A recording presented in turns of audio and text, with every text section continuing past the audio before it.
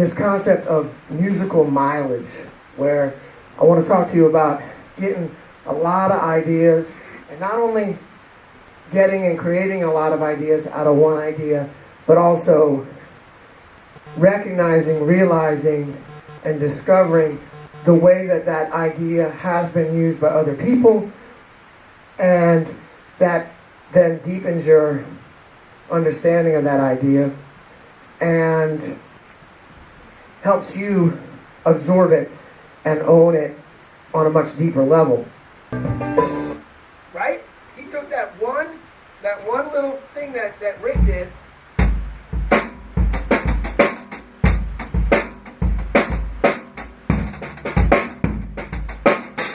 right? Rick did it one time. Steve Gadd took it and made a career out of it. It's the same thing.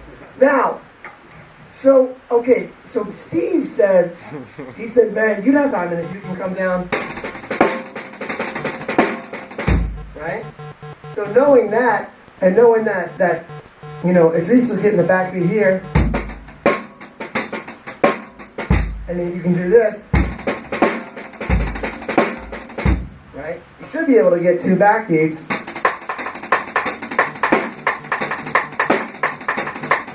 Right?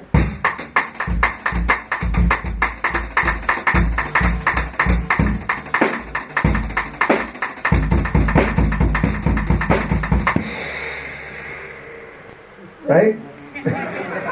Right. All right. So,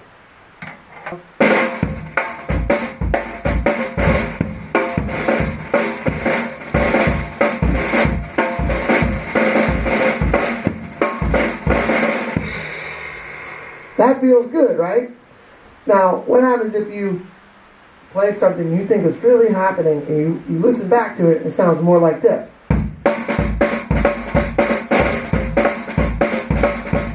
What's wrong with that? It's too swung, right? What happens if you do this? Too straight. And it pains me to even play like that.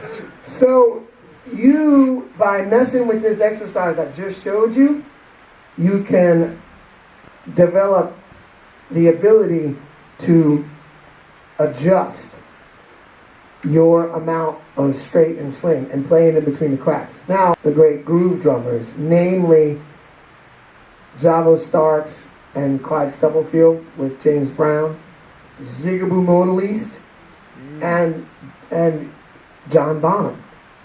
There are more similarities between John Bonham and Zigaboo Modaliste than there are differences. They were both born in 1948.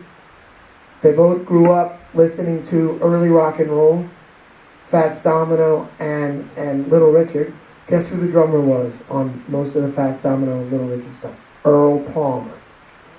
So both of them dug Earl Palmer. Now, growing up in 1948, being born in 1948, you didn't get straight eighth notes on the drum set until the advent of the Bossa Nova and the Beatles. Okay? Right at the turn of the 60s. So, as these guys were growing up, until they were 12 years old, all they heard was music based in a swing pulse. Big band, bebop, blues, early R&B, early rock and roll was all still based in a triplet swing pulse. So once you start trying to play 16th notes as a kid who only heard slow music, you have a natural lilt in your playing. Okay? We've all been through the 80s and computerized, quantized music, so we need to go back and readdress this, okay? But this is something that came very natural to a lot of the great groove drummers that we admire.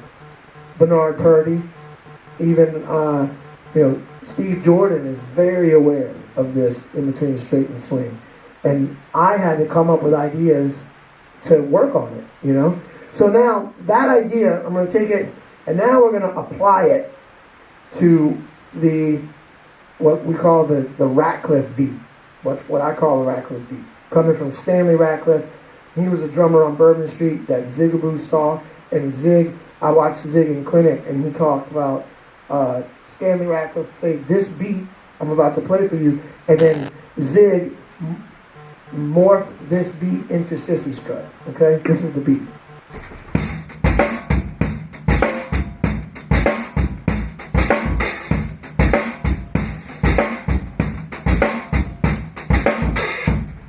So you want to take that beat, put it where it's supposed to be, then I'm going to take it and I'm going to morph it to where it's too straight. And it's going to be uncomfortable. Then I'm going to morph it back to where it should be.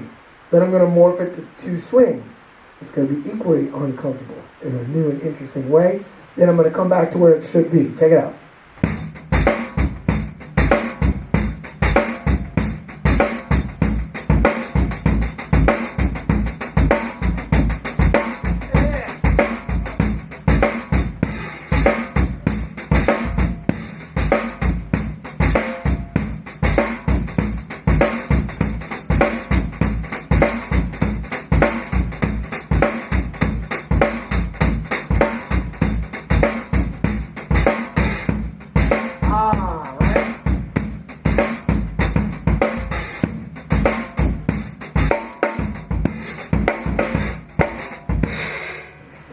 Right? Yeah.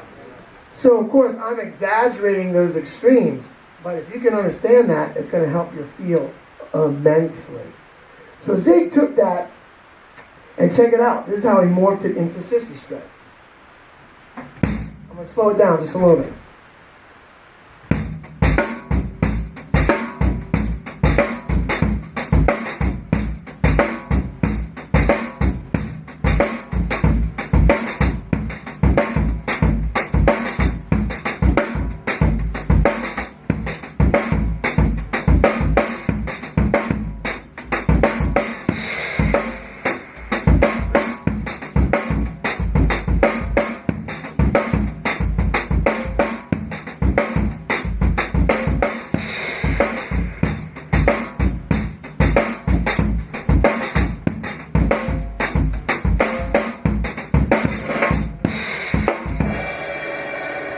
Right?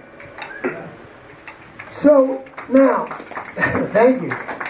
So, if you now understand, okay, Zig played Sissy Strut hand to hand like that on the hi-hat with two hands. I didn't know that at first.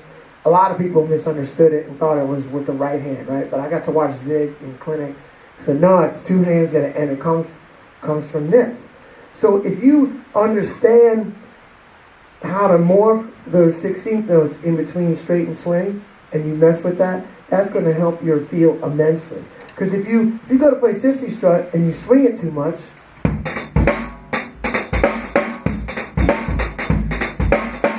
awful, right? It's equally awful, but in a different way when it's too straight.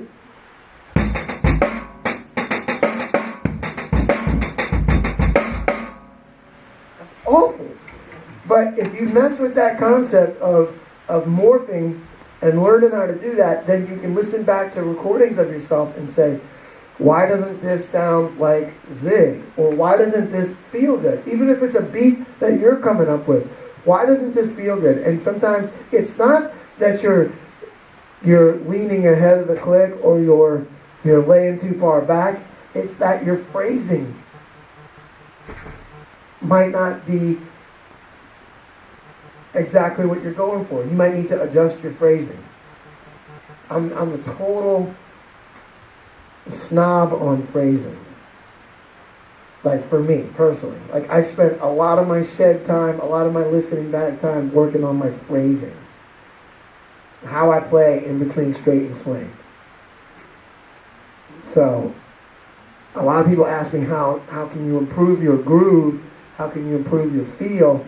And the answer is start paying a lot more attention to your phrasing. And see, is the way that you're phrasing 16th notes, does it feel as good as Zig? If not, work with these exercises I showed you and do something about it. Right? Cool.